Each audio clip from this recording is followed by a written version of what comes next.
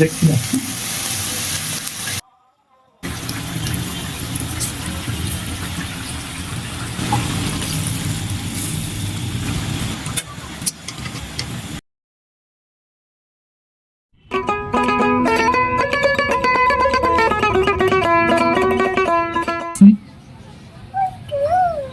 প্রিয় দর্শক বন্ধুরা, আজকে আমরা বেগুন দিয়ে ছোট মাছ রান্না করব, আপনারা দেখতে থাকুন।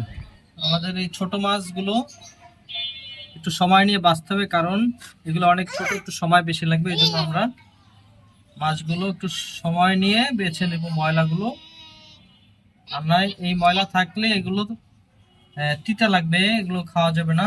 এই জন্য আমাদের প্রত্যেকটা মাছের এই ময়লা বের করে নিতে হবে। যত ছোট মাছই হোক, আমাদের এই ময়লাগুলো বের করে নিতে হবে। আমি এবং আমার আব্বা হুজুর 3 নম্বর বাবুর্চি রোনাল, আমরা দুজনে মিলে মাছগুলো সুন্দর করে বাছতেছি। আমরা আজকে বেগুন দিয়ে এই মাছগুলো রান্না করব। বন্ধুরা, ছোট মাছ খাওয়া কিন্তু অনেকটা ঝামেলার কাজ। এজন্য অধিকাংশ মানুষ এই ছোট মাছ খেতে চায় না, বা সময়ের অভাবে এগুলো বাছতে পারে না, এর জন্য তারা অনেকে খায় না। এ বাবা, মাছ নিয়ে কোথায় গেলি? টেবিলে পারো কেন? আরে মাছ নিয়ে কি করবা? আরে মাছটা মনে হয় বই পড়া হবে, আমার আব্বা জান এরকম একটা অবস্থা হয়। এটা বসায় নিতে হবে সুন্দর করে। এখন ছোট মাছগুলোকে এই পাত্রের মধ্যে, ছোট মাছগুলোকে এভাবে করে এই মাছটা দিবেন। এখন এভাবে বারবার হাত দিয়ে নাড়াচাড়া করতে হবে। এভাবে করে বারবার পানির মধ্যে রেখে রাখেন। সব ময়লাটা নিচে চলে আসছে, যে ময়লাটা, পানিটা একবারে ময়লা হয়ে গেছে, অর্থাৎ এর ছোট ছোট আঁশ যত ময়লা আছে, যে বালুর মতো, সব পরিষ্কার হয়ে গেছে। এভাবে আপনারা 2 থেকে 3 বার পানি পরিবর্তন করে ধুয়ে নেবেন, তাহলেই এটা পরিষ্কার হয়ে যাবে। দেখেন বন্ধুরা, আমাদের ছোট মাছগুলো কত সুন্দর পরিষ্কার হয়ে গেছে। আমরা মশলাগুলো বেটে রেডি করেছি, এই মশলাগুলো দিয়ে আমরা ছোট মাছ রান্না করব। আমরা ছোট মাছগুলো বেগুন দিয়ে রান্না করব, তাই আমরা কয়েকটি বেগুন কেটে রেডি করছি। বন্ধুরা, আমাদের রান্নার ভিডিওগুলো যদি আপনাদের ভালো লাগে, আমাদের চ্যানেলটি সাবস্ক্রাইব করবেন এবং ভিডিওগুলো বন্ধুবান্ধবের কাছে শেয়ার করবেন এবং লাইক করবেন।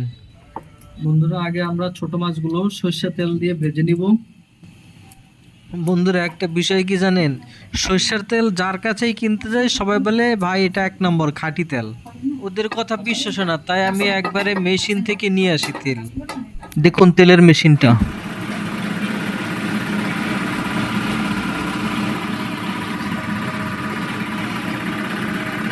এই যে বন্ধুরা, এই মেশিনের একবারে গরম তেল আমি সবসময় নেই এখান থেকে। এখন এই তেলে মাছটা ভেজে নিব। ও, মাছ ভাজা হচ্ছে, কি সুন্দর গন্ধ বেরোচ্ছে। ছোটবেলায় মা এরকম মাছ ভাজতো, আর আমরা কড়াই থেকে নিয়ে নিয়ে খেতাম।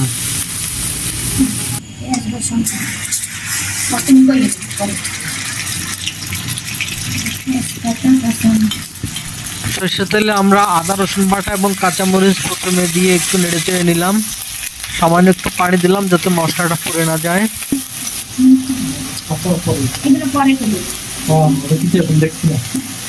এখন আমরা জিরা, মরিচ, হলুদ, লবণ একসাথে দিয়ে মশলাটাকে কষাই নিচ্ছি।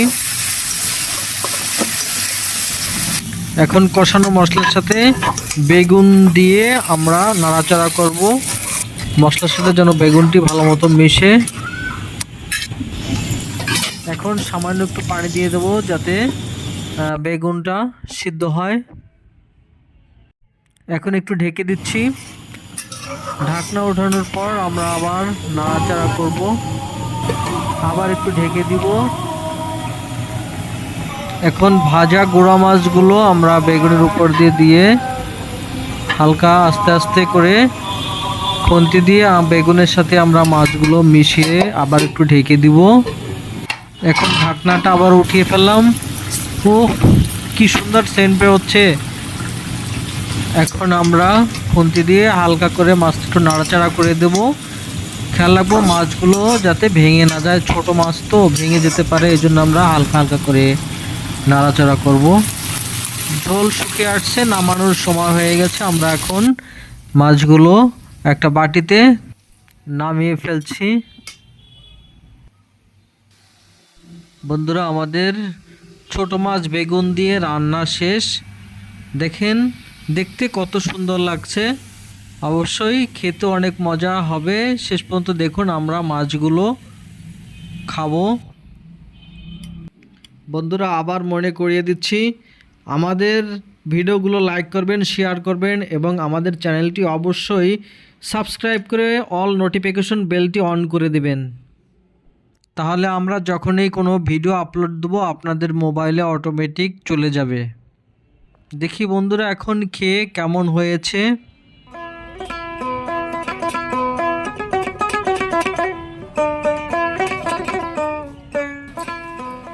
বন্ধুরা, আজকে আমি বলবো না যে আমার রান্না খুব ভালো হয়েছে।